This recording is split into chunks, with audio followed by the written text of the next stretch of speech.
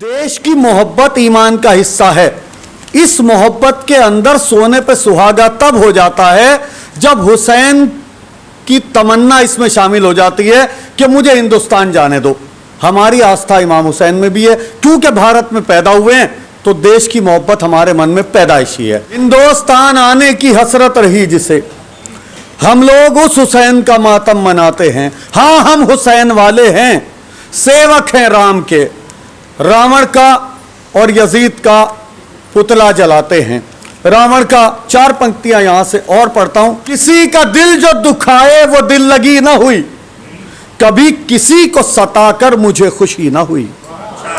किसी का दिल जो दुखाए वो दिल लगी ना हुई, कभी किसी को सताकर मुझे खुशी ना हुई। ये बात कहता हूं मैं राम की कसम खाकर, ये बात कहता हूं मैं राम की कसम खाकर, मेरी कभी किसी रावण से दोस्ती ना हुई। ये बात कहता हूं मैं राम, थोड़ा तालियों से थोड़ा सा जगा दिया।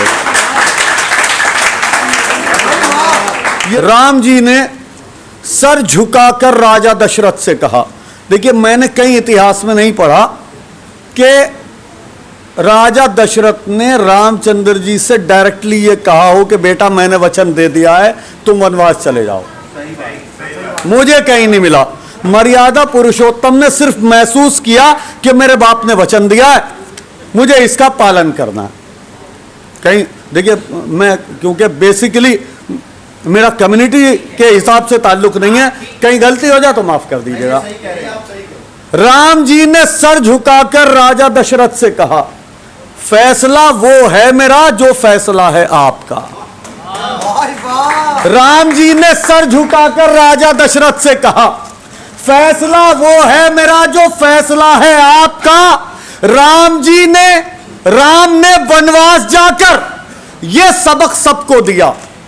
राम ने वनवास जाकर यह सबक सबको दिया, राजगद्दी से बड़ा होता है रुतबा बाप का।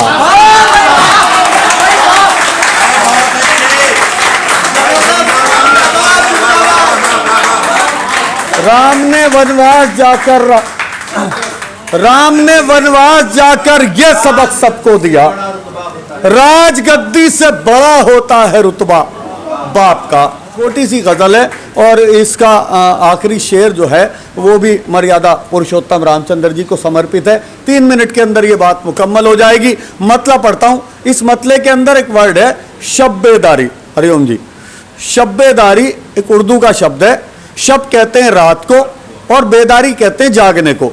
शब्बेदारी का मतलब है रात्रि जागरण।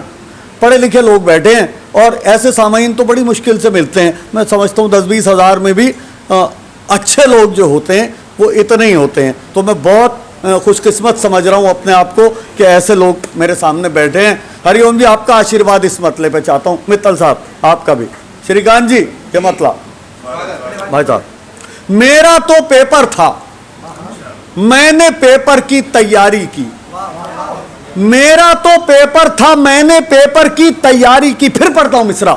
मेरा तो पेपर था, मैंने पेपर की तैयारी की, लेकिन मेरी मां ने मेरे साथ में शब्बेदारी की।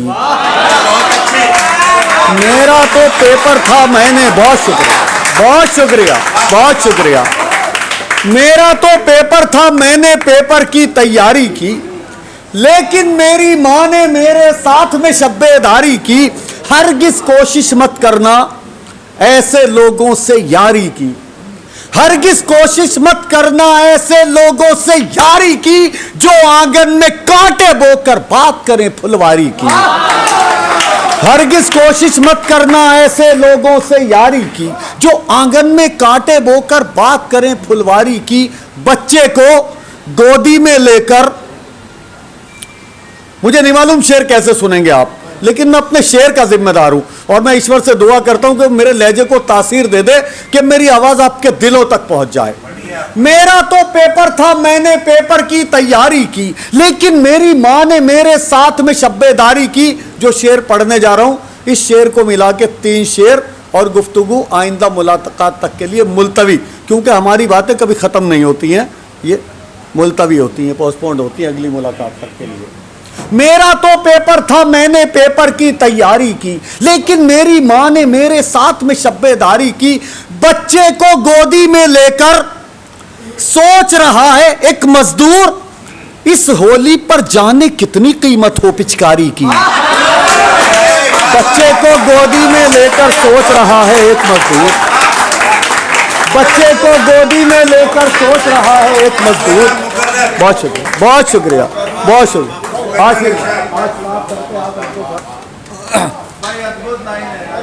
आशीर्वाद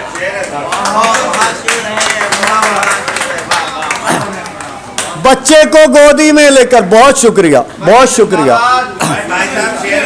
बच्चे को गोदी में लेकर सोच रहा है एक मजदूर, बच्चे को गोदी में लेकर सोच रहा है एक मजदूर, इस होली पर जाने कितनी कीमत हो पिचकारी की।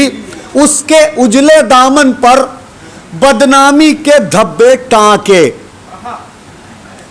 उसके उजले दामन पर बदनामी के धब्बे टांके, दुनिया ने एक विधवा को यह कीमत दी खुददारी की। उसके उजले दामन पर बदनामी के धब्बे टांके, दुनिया ने एक विधवा को यह कीमत दी खुददारी की। गजल समाप्त हो रही है, आखिरी शेर पढ़ता हूं। अपने अंतिम क्षणों में रावण ने मर्यादा पुरुषोत्तम रामचंद्र जी के कान में एक बात कही थी। मैंने रावण की कही हुई उस बात को शायरी बनाया है। कितना कामयाब हूं मैं, आपके शीर्षक से फिर अपनी शायरी को जोड़ता हूं और आपसे इजाजत चाहता हूं। बच्चे को गोदी में लेकर सोच रहा है एक मजदूर, इस होली पर जाने कितनी कीमत हो पिचकारी की। राम के हाथों मरने का अफसोस नहीं था रावण को। फाइनल, राम के हाथों मरने का अफसोस नहीं था रावण को, था कोई अफसोस तो यह था भाई ने गद्दारी की।